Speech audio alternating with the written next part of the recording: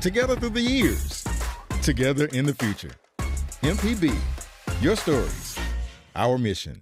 You don't want to miss the next Mississippi Antique Showcase coming to Oxford, Mississippi, May 2nd and 3rd. For a $100 donation, you can get a showcase ticket, complimentary food, cocktails, and an on-site appraisal, or a chance to be on the show. Or for $60, you can just come and be part of the party. Call 1-844-874-6874. Good morning, welcome to Deep South Dining right here on MPB Think Radio. We Malcolm can't White. wait to see you. Carol is away today, so the Lebanese breeze has blown in, and Joe Sherman is with me this morning. Good morning. Glad to be here. Like I told you, I said, like Dan Fogelberg said, put me in, coach. I'm ready to play. Well, we appreciate you joining us this you. morning. It's always good to have you here. Always fun. Yeah, always we fun. always have a good. It's boys' club. That's right.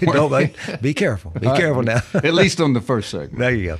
So yesterday was Easter Sunday. Yes. And I would say that we should acknowledge that we lost Pope Francis yesterday on Easter, which is quite a mouthful. But Right. either way, you posted about your Easter gathering. So I wonder if Yes. you could share a little bit with our listeners about the Lebanese Sherman family gathering. Well, we thank you. We always on Easter Sunday and always on Christmas, and growing up almost every Sunday, the key protein was kibbe. Now you can have kibbe baked, you can have it fried, but our preferred method is raw. Or at least your. I said preferred. my preferred method is raw. Okay, and if you once you make the kibbe and you form like a mound, or so to speak, we ask the kids or the head of the family to make a cross on the kibbe, and that kind of blesses the family, blesses the day, and starts your week off in the right way. And we've done that a few years now. And you were telling me that you don't just do this on Easter, but you put the sign of the cross on the kibbe every time. Every time we make it. Every time we make it. So there's a blessing. Right. For each Exactly. meal. It's called in Lebanese. It's called kibbe naya, which is raw. And most Lebanese people, they have different takes on it. Some people put allspice in it. We make it with just ground twice for every pound of meat, a cup of wheat or bulgur that's been soaked for 15 minutes, and a small onion that's in a food processor. There's nothing but water. And then we salt and pepper it, and we mix it. And Mary Pryor makes the kibbe in the house, ironically enough. The only non-Lebanese person in there. She makes all the kibbe, and she does a great job of it. But she did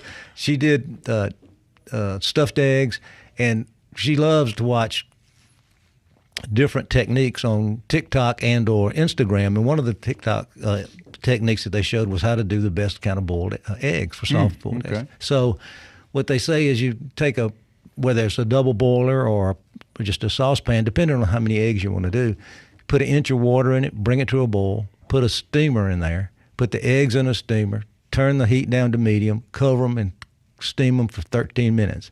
Then you put them in a food service container, ice bath, for 15 minutes. Then after 15 minutes, you pour out half the water and shake this thing 40 times. How many? 40 times. Okay. And when you take the eggs out, the shells just fall off. It's really, it's quite interesting. Wow. So, and this is a hard-boiled egg. Hard-boiled egg, yes. It's unbelievable. And now, so Bob, she does this to prep the eggs for deviled eggs. stuffing, Exactly. stuffing, deviling, whatever you want to dressing, call it. whatever name Exactly. you want to And it works attach great. to Now, eggs. if Bob Grenfell is out there listening, we still use your little dash, but that only gets 6 eggs, and we did 20. So anyway, Wow. It's great. And then she did corn casserole. Daughter-in-law did Brussels sprouts. I did.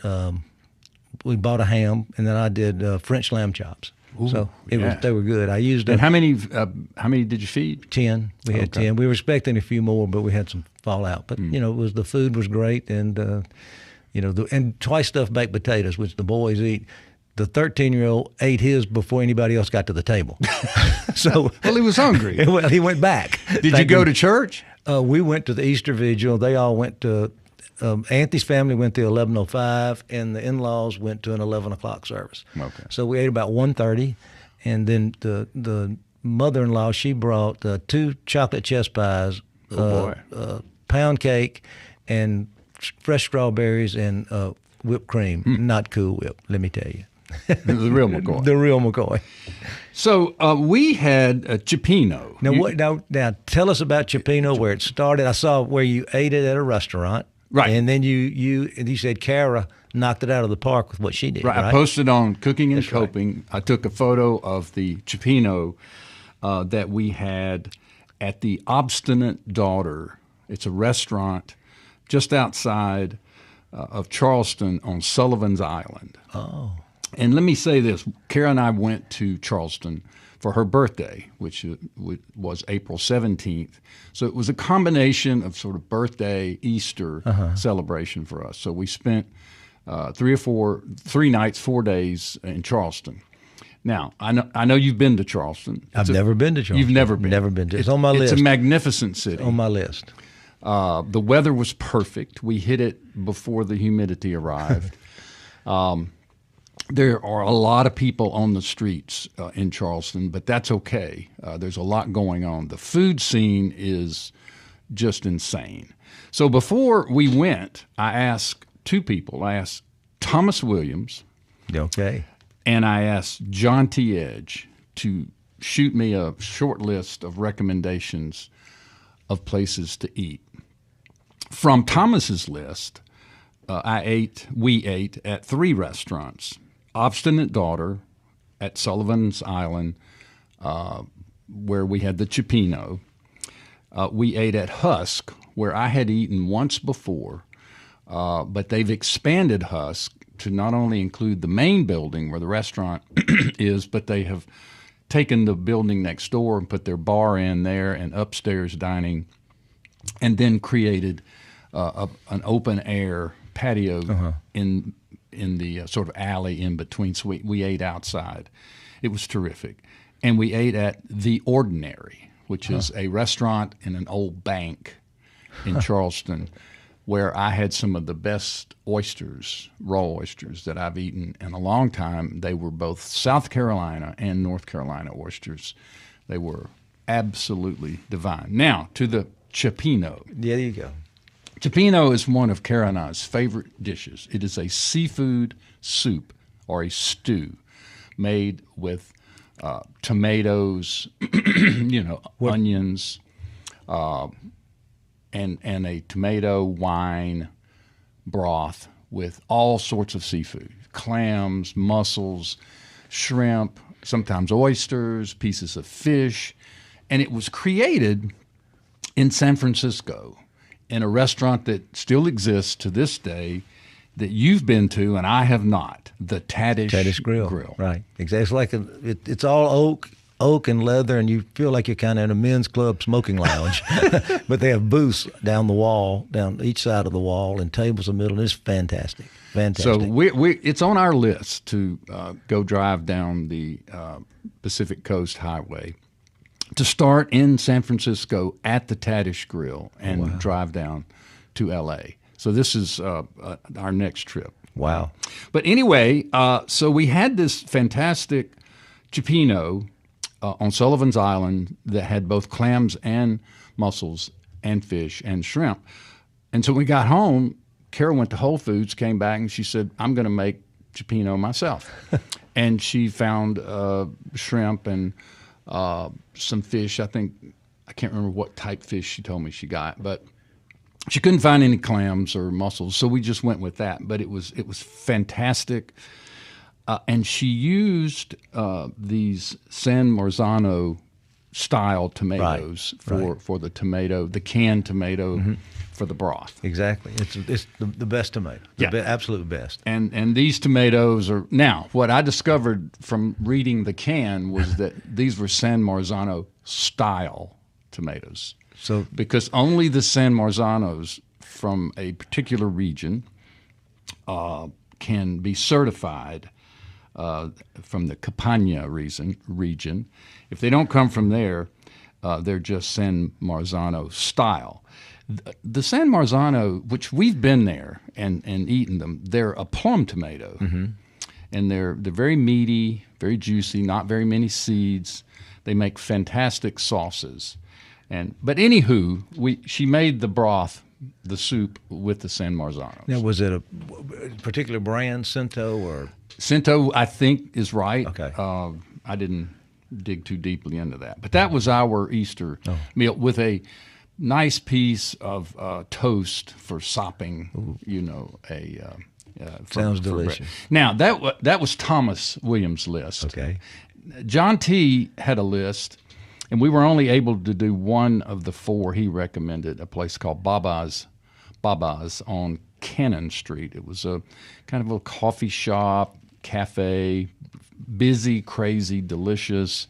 I had a shrimp salad there and some other things, but delightful. There's a place there that John T. really wanted me to go, but it's only open on Saturdays in the afternoon in someone's backyard. Really? Aaron's Seafood. But I do know that in an upcoming edition of True South, John T. and his crew go to Charleston and feature Aaron's Seafood, really? a place called Vern's, which we never could get in, Baba's on Cannon, and Kubi for brunch, which we also didn't try. But we had a magnificent trip. We ate well, and we had a delightful time. In Charleston, if you haven't been, do yourself a favor and go. That sounds great. Yeah, sounds man. like a lot of fun. All right, so it is Volunteer Week here at MPB Think Radio, and when we come back, we're going to welcome. That's why you call me. That's your volunteer. That's right, I'm a volunteer. Right. So we have two volunteers here today. We have Joe Sherman and the Reverend Jill Barnes Buckley from Stewpot, an organization that you're familiar with. Yes. And she will join us after the break, and we will talk about the good work that Stewpot community does. We'll talk about their overall work, and then we'll drill into their food and feeding component, as this is a show mostly about food. Really? So Deep South dining. That's Deep South dining. You got it. So we'll be right back with Jill Buckley as our guest. We'll talk about Stewpot, and we'll take your calls if you are so inclined. We'd love to hear from you. 1-877-672-7464, or shoot us an email to food@mpbonline.org. And before we go on break, I wanted to remind everybody that we were at the Max last week. So there'll be we aired one show last Monday. We'll air another one in the future of the magnificent interviews we got from the Max Sip and Savor event. 40 chefs, 3,000 people. We had a blast. So anyway, more Deep South Dining right after this.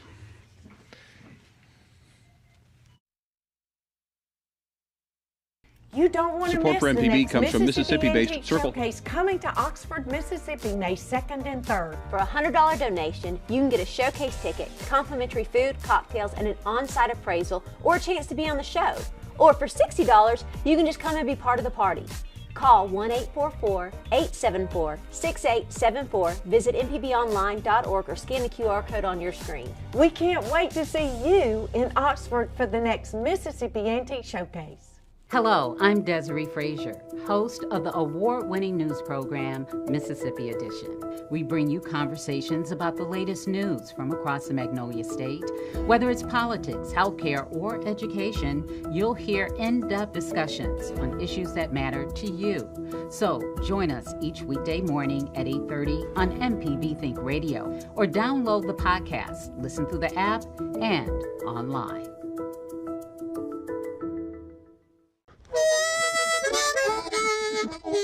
Hi, ladies and gentlemen. My name is Bobby Rush. As a blues man, I love Mississippi Public Broadcasting.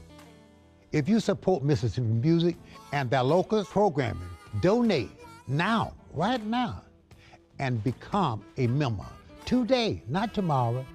Thank you. Thank you. Thank you. Doesn't matter how big or small, but we prefer big. Thank you very much.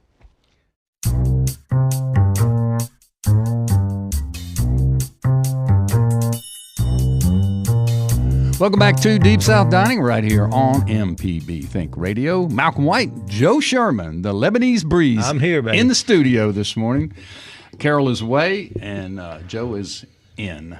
So before we go to our volunteer guest, our volunteer week guest, we've had a couple of calls, but also we got a text from our great friend, our North Mississippi Bureau Chief, Chico Harris.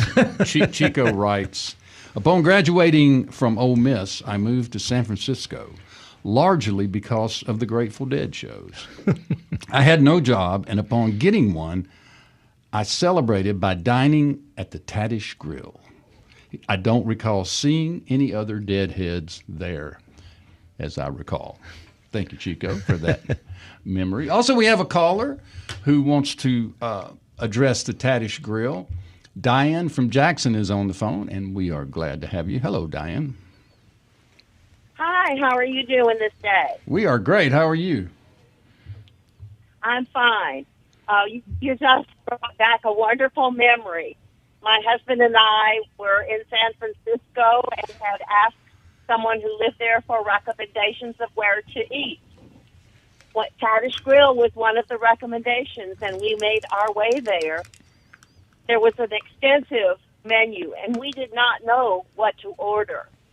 Next to us in the booth were two gentlemen, and they heard us discussing our dilemma there. And they said, oh, we're from Oregon. We fly down here just for the seafood chiapino. Wow. That's what we ended up ordering. And I figured if they're going to fly down just to get that particular dish at that particular restaurant, it must be fine. And I have to say, it was one of the most memorable meals I have ever had in my life. Wow. Now that is a testimonial, unsolicited but delightfully delivered by Diane from Jackson. Thank you, A, so much for listening, and B, for calling and sharing that story. Appreciate you. Absolutely. We also have Ryan is calling us from Fairhope, Alabama. Another comment perhaps about the chiapino. Hello, Ryan. How are you? I'm good, but y'all are so superficial. You're talking about chiapino, and I don't really get much of a recipe out of it except for what canned tomato y'all poured out. I just thought about, I go through phases in my life. It's like I'll make bouillabaisse, and then I'll make chiapino, and then I will forget it. I have not made chiapino in probably 15 years, and I'm going to make it tonight. All right. But anyway. But I just wanted to highlight y'all's superficiality and being such profound people. I was really shocked. Oh, well, sorry to disappoint, but I think we did mention clams, shrimp, mussels, and fish. No, I'm talking about your wife. She just just shrimp and fish, but. It sounded delicious, but you didn't go into what else she put in it. Oh, I got you. Okay. Well, she's not here. I know there were onions and some celery, and there was some seafood base and these tomatoes. It seemed like there was one other vegetable. If it comes to me, I'll share. But that's basically it. But she makes it often, and we particularly love making it with Mississippi summer tomatoes when they come in. We make it a lot. Oh, yeah. It's a simple dish, and then we always toast some good sourdough bread for sopping in the tomato wine. We used white wine for the base also. Oh, you use white wine, okay. Yeah. And then when you said seafood base, what are you saying? Using as a seafood base, whatever you have, stock, or you can make it, or you can just use a shelf stock seafood base. Sometimes we use chicken if we don't have seafood, but you can certainly purchase both.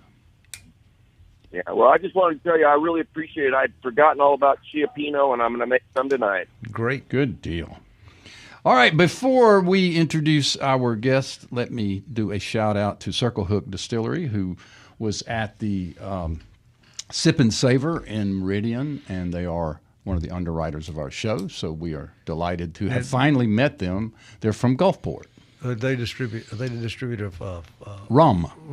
Rum and other wines?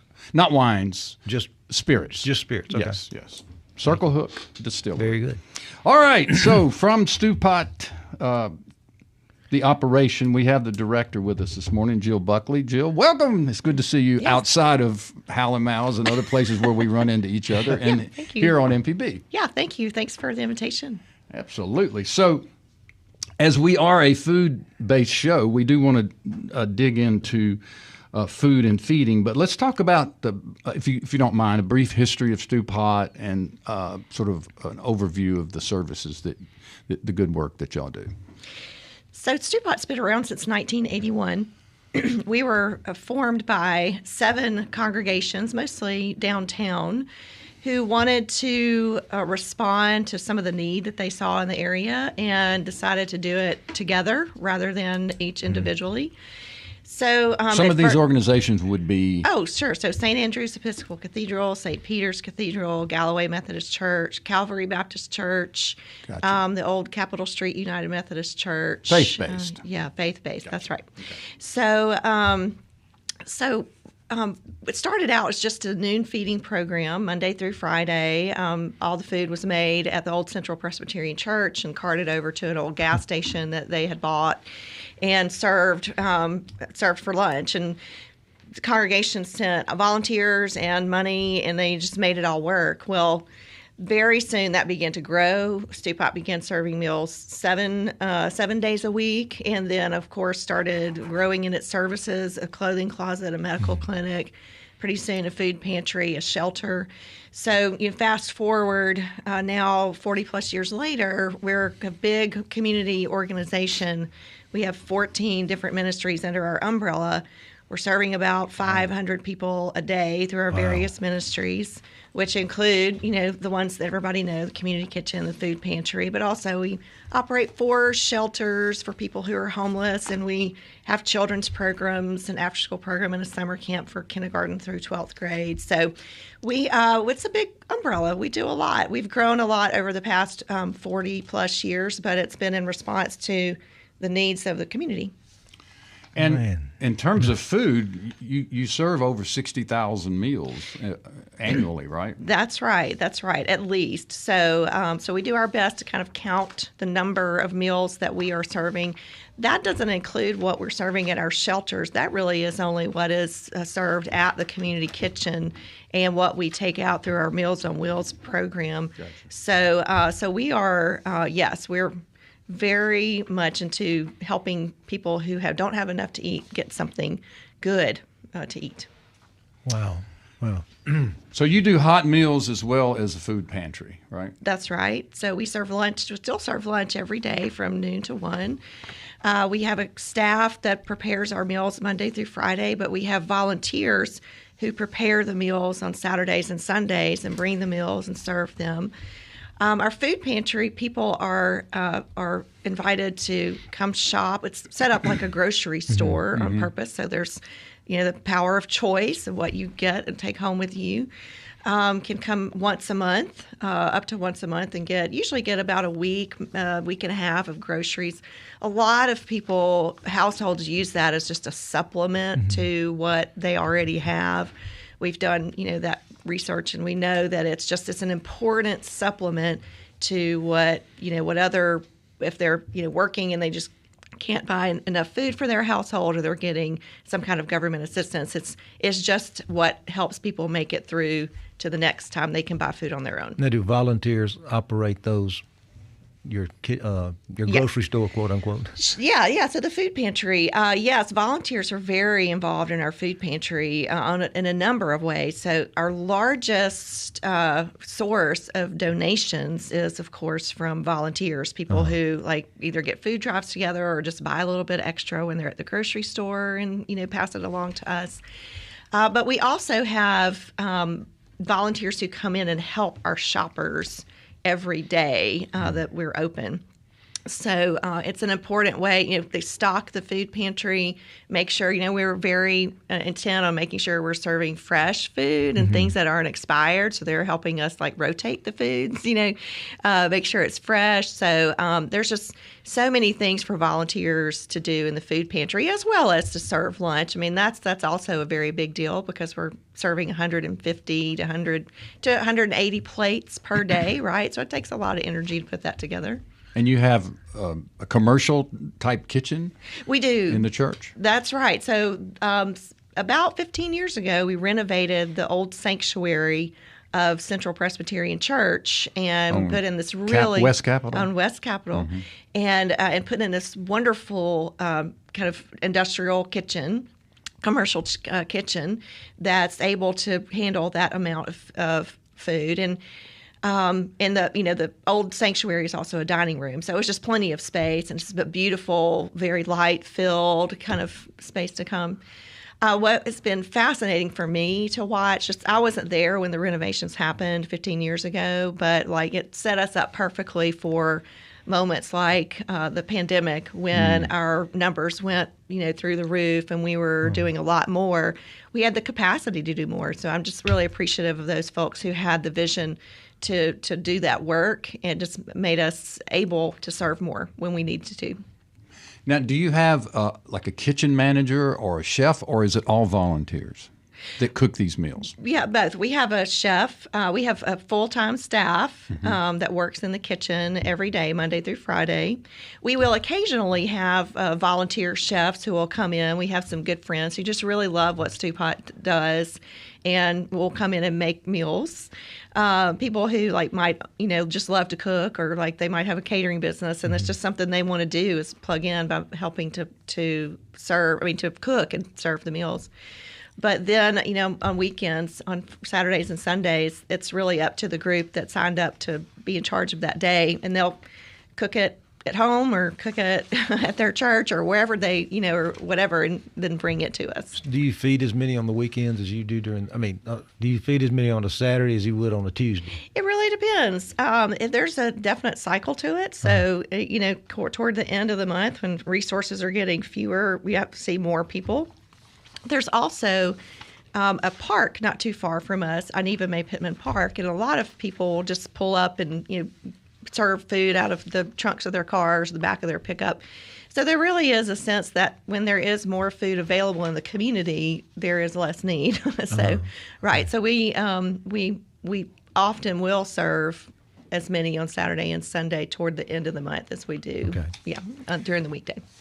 Tell us a little bit about the Meals on Wheels component. Do you deliver food to people? We do, and it's not associated with or connected to any other formal Meals on Wheels programs that are out there. It's really our own Meals on Wheels programs. But these are people that we have learned over the years, and this has been going on for 20 plus years, over the years, that live near Stewpot or, somehow, get word, who can't come to eat but really need the food. People who are disabled, people who are ill. And we have two routes, a north route and a south route, and it takes about 2 hours to deliver. But that's the very first thing the volunteers do when they get into the community kitchen each day is they make our 40 plates that, go out and serve the community. And I will say, since we're talking about volunteers here this morning, that we would love to expand that, and the only thing that's keeping us from expanding that is a lack of volunteers who can help with the driving and dropping off. So that is something that we definitely need and could use and could help serve more people. Well, while we're talking about, it is Volunteer Week at MPB Think Radio, and we are talking about volunteerism. How can people volunteer for any of this work that you have?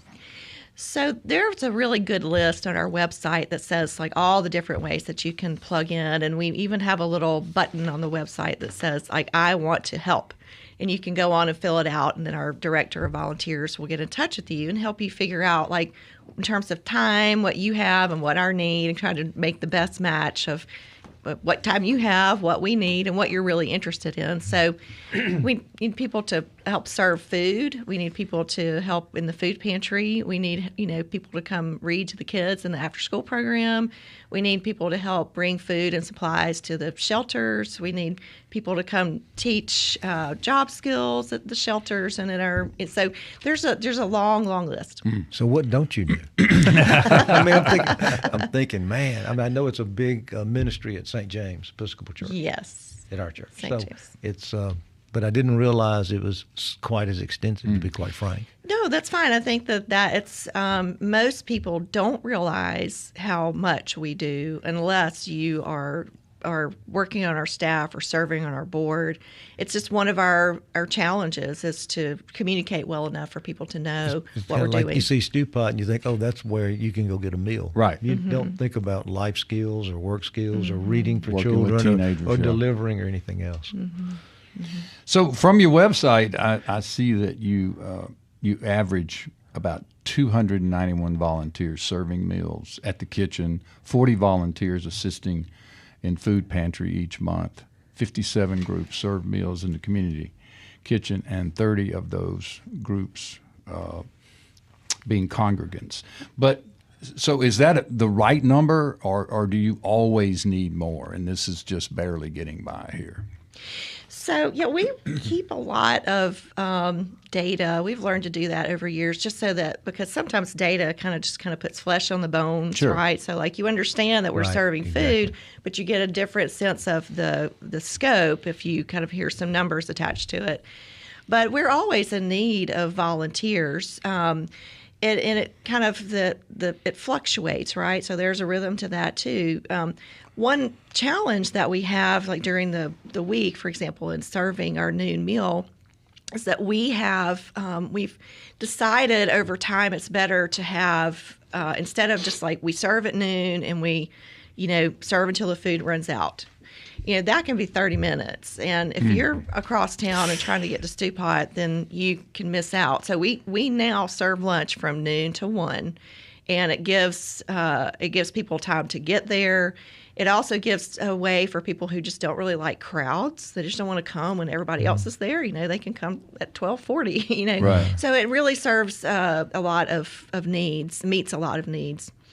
But what that means, however, is that if you're signing up to serve at Stewpot on a noon meal, it's not a very quick thing. I mean, you get there at 11 and you're done at 1:15. So it's a pretty big time commitment for a lot of people. And there's not as many folks downtown now as there used to be, right? So, like, not a lot of businesses have moved out. So it takes a little while to travel to Stewpot. So you're looking at a pretty big time commitment. And that really kind of knocks out a lot of people who don't have that kind of time in the middle of the day. So we're always looking for more volunteers. So Stewpot was birthed in 1981. When did you come to Stewpot? So I've been the executive director since 2017. Okay. But I first started working there when in 1996. I have to get my 1996 when Gene Corbin was executive director. Right. He was the one who hired me, and so I was the volunteer director at that time. And it really just it became a passion of mine, and so now here I am again, just in a different role. Now you're a reverend. I am. And so you preach. Do you have a church? Do you have a regular congregation? Stewpot is my congregation. Okay. So I'm not Methodist, I'm Baptist, but I do really appreciate that, the Wesleyan, the world is my parish.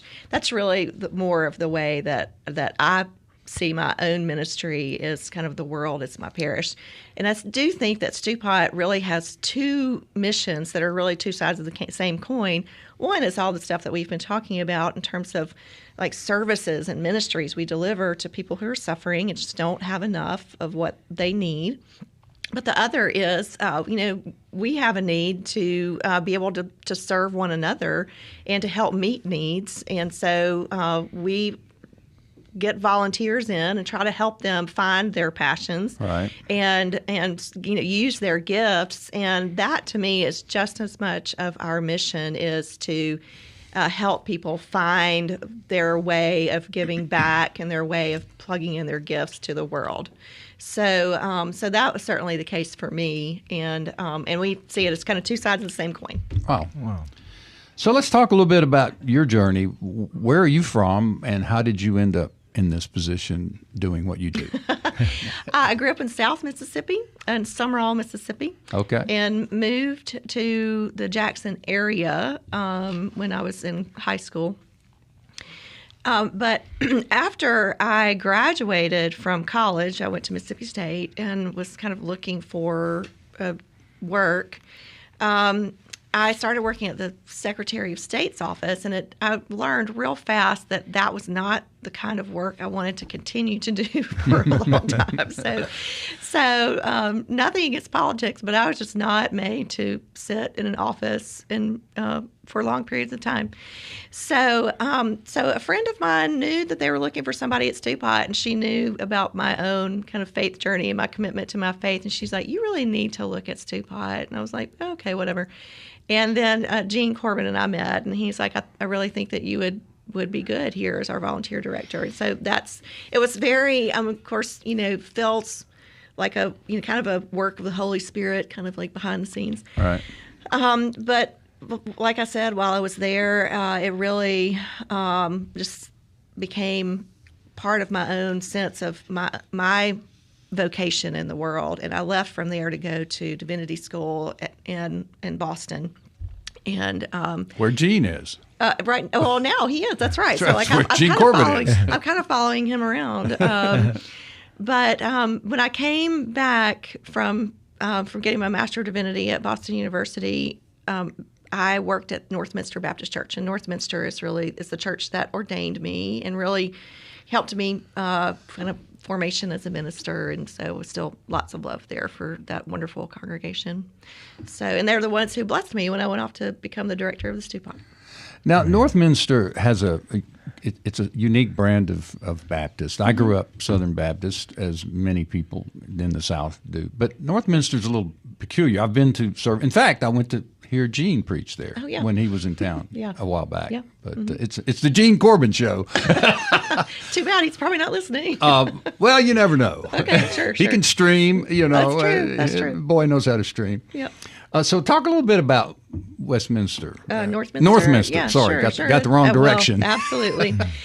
So Northminster Baptist Church, probably about 60 years old at this point, almost 60 years old, was formed by a group of people who kind of wanted to have a Baptist presence in that part of North Jackson at that time, and wanted it to look a little bit different than kind of what they grew up with.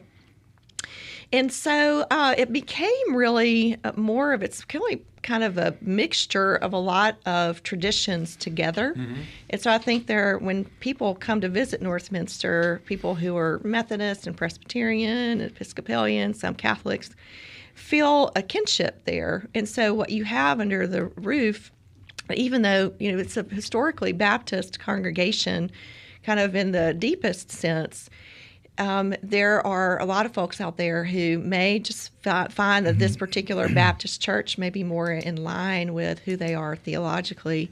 So it's a pretty nice mix of people, and it's progressive. They're ordaining women, obviously. All right. Right. There you go. So it's not your typical Baptist church in Mississippi, although there are Baptist churches all over the United States that are ordaining women, just not many in Mississippi. Mm-hmm.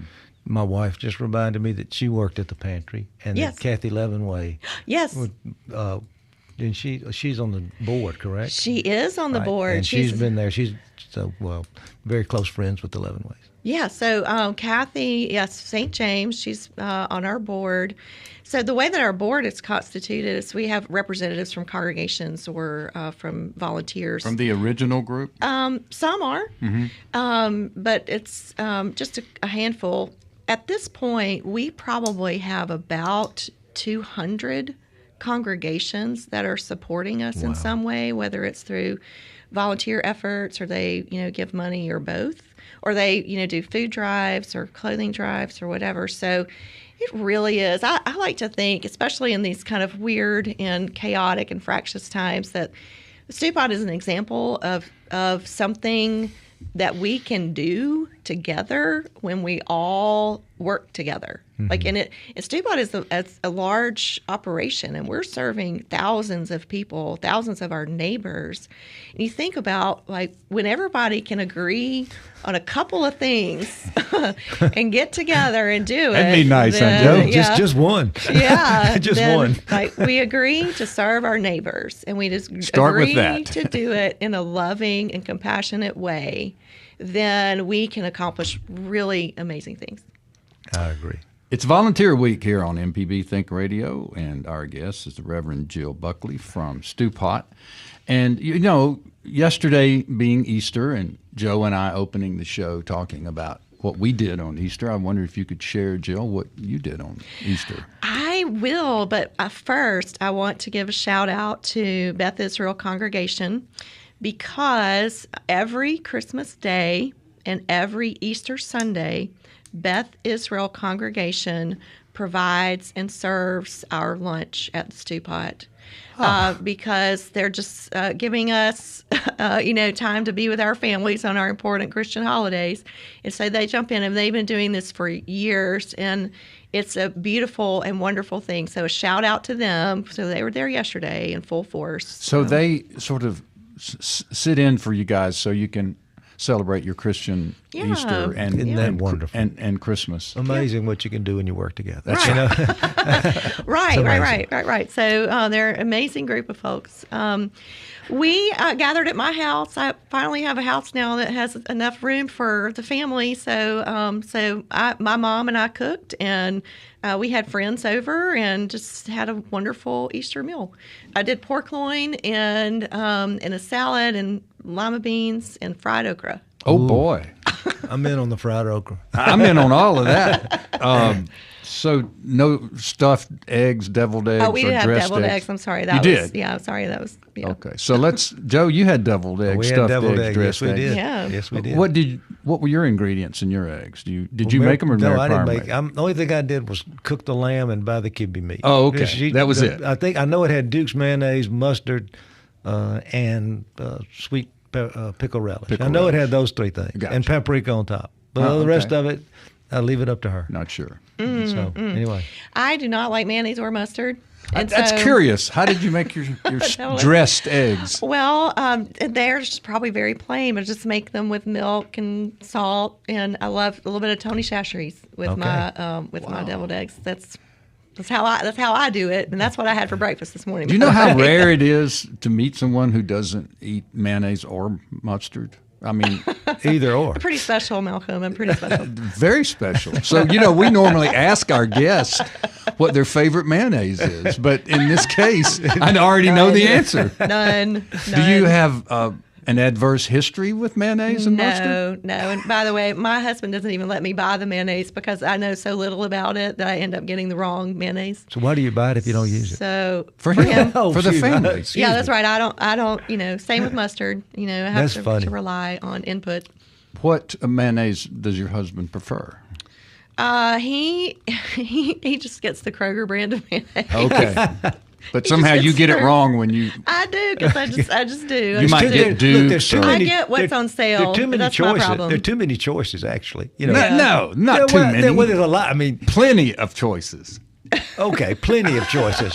There are a lot of choices. There are a lot of choices. That's what I tell you. Okay. Yeah. And most people in this part of the world come down on Dukes, which is made in the South, or Hellman's, which is made in New Jersey. Well, wasn't Duke's bought by someone in the Yankees. Northeast? That's right. And often we will get Blue Plate because it's made in New Orleans. For example, Marissa is in here fist pumping. She's fist pumping. She's a blue plate. On mayonnaise. If you don't think we don't take mayonnaise seriously. It's a real thing. Hey, good for you. So she's Blue Plate. I'm Hellman's. Carol is Duke's. And you're You're none of the Kroger. above. And you're I Kroger. pass. You're Kroger. None of the above. That's right. All right. So more about Stewpot. We know the history, the brief history. I hate to bring this up. It sounds so negative, but I remember very clearly and distinctly when Matt Devaney was shot and killed, who was then the executive director. And I don't bring that up to say, let's talk about something negative. But I think it really sort of redefined the Stewpot at that point. Now, you weren't there then, but I remember that as a Jacksonian being a really important and significant thing that happened in the community. What exactly shifted at Stewpot after that, would you say? Well, in my understanding from talking to the people who were there and who knew Matt, I think that's really important, is that the people who knew and worked with Matt had been so inspired by him. Yeah, he was an inspiration for sure. Yes, that they, instead of deciding to leave, decided to double down. And I really do think that it's because Matt left such a legacy of service. And it wasn't just that he served. I think it was the way that he did it. He just was really, from what I understand, really good at just treating everyone with dignity and equality and compassion. So he's just an extraordinary person, and I think that's probably his spirit that kind of remained, that helped people to continue on. Now, don't y'all also manage the Billy Brumfield house? We do. Now, didn't something tragic happen to Billy Brumfield? Am I remembering this correctly? That is right. So the reason that the Billy Brumfield was established or born was because a man named Billy Brumfield froze to death in his car one night during one of our bad winters. And so the idea was that Jackson needed more places for people to go overnight for shelter and safety. So we operate our Billy Brumfield Shelter for Men, and we have a women's shelter for women and women with children. We also have a transitional shelter for people who are looking for permanent housing, and we have a day shelter for people to kind of get in and out of the elements and wash their clothes and, get on the computer, get their mail, things like that. Wow. All right, we've got a caller, a longtime listener and fan of the show and friend of ours. Mikey from Mobile is on the phone. Hello, Mikey. Hey, I hope I'm not going to be an aggravation today. Actually, I'm calling to. That's only a joke. Oh, no. We're always happy to hear from you. I'm calling to say thank you so much for this particular program. It's given me inspiration, primarily, out of some of the difficulties that I'm having, and promise, and reminder of some things. First of all, is that I started already making a list of the volunteer efforts that I've made, many of them professionally related, and I just kind of didn't look at them as being very important. And this has really re-inspired me. But before that, the Chapino thing. I am in Mobile, where we are Gulf Coast here, yes, and so I want to also bring up the potato. I worked in a place, and I went to a place in Old Town Alexandria outside Washington, D.C., always specifically for their potato stew. Okay. This is great potato stew weather, and it's reasonable right now. And anyhow, thank y'all. All right. Well, Mikey, we always appreciate you listening and calling in, and certainly appreciate your comments about volunteerism and being involved. And, the humble potato soup is a magnificent thing. My brother made a fabulous potato soup. He put bacon bits in it. Not the cheap, not the ones in the bag, right? He would fry bacon and chop it up. There you go. And would put shallots in it. Really good. Anyway, I love a good potato soup. So my lovely wife is texting me. I get 3 texts. 1, too many uhs. 2, oh boy, radio critical. 2, Jill is great. Oh. And 3, Jill. Homemade mayonnaise. That's her favorite. Homemade. She makes the best homemade mayonnaise. Maybe that's what I need to do. It's lovely. Anyway. Maybe that's my problem. Maybe I need to make my own mayonnaise. It's really good. You might like it. Who knows? Well, it's made from eggs. Oh, I would love it. And lemon. Okay. You might end up becoming a fan. And oil. Now, looking on the Stewpot website, I noticed there is what I would call a painting. Yes.